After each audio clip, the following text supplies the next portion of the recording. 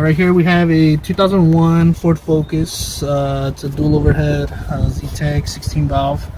I saw that there's been a lot of issues. I guess it feels like the automatic transmission slips, but a lot of people say they take it to get diagnosed, transmission's fine, all that. Some people even rebuild it and they still have the same issue.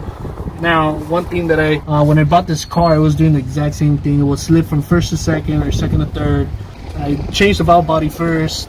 It wasn't that. From there, I dropped the transmission, rebuilt the transmission, put it on, same thing. The next thing I checked was a TPS. Now the TPS does help with shift timing. With the voltmeter, you could check, I can't really show you right now, but with the voltmeter or a scanner, you could check the voltage of the TPS. Now if it's more than, I would say like 0.40, 0.50, then you know something's wrong, because it has to read about like 0.3032. So all you do is basically just loosen up these two bolts, and then you just literally just move it up and down from where the connector is. Just move it up and down. If you have the scanner plugged in, have someone look at the scanner, or if it reaches all the way over here to the engine bay, just look at the voltage and move it until it's close to 0.30. Like I said, you can see the TPS right here. This is the filter that goes to the intake. There's the throttle body and the TPS.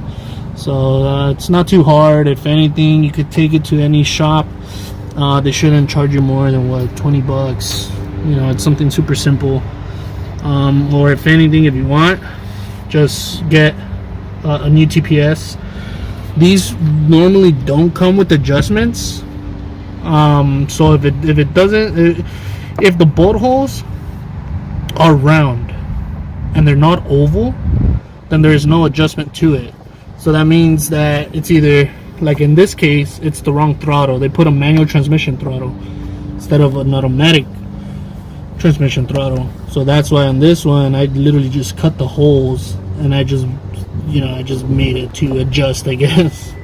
But normally it's a bolt-on and it has to read exact. If it was a little helpful, if you need more detail, just let me know and I could get the voltmeter and all that. But for now, you know, just loosen this up. You know, just try to adjust it yourself. Take it for a spin. You know, it shouldn't take more than a minute or two to adjust it. So, yeah.